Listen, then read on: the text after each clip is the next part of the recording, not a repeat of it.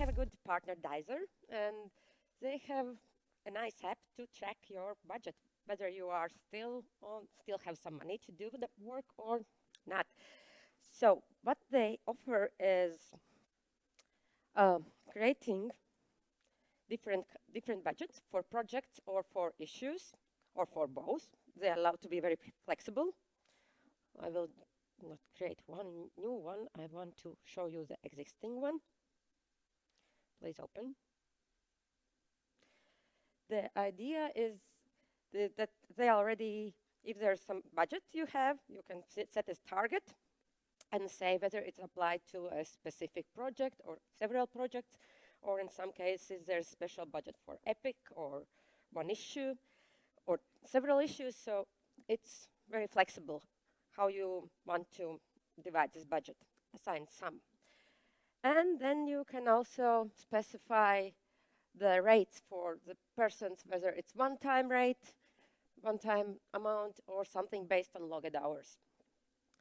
So far so good. And even they also have some their own built-in reports to see whether the expenses already how far from the target and whether they still have some money. So in eazyBI, we created integration. And of course, there's a bunch of new dimensions. Again, we can see the budget based on the person who participating in this project or issues, and also divided by types. And also, I will create the same look what we have in a Jira. And there's also metrics showing the target. Then we can see also how much already are spent. I will create also based on hours. Let's see what we have. We will have something similar what already Deiser have built in the Budgety. But it wouldn't be interesting to have eazyBI to recreate something they already have. The power comes with the option to get the details. So what we can do for those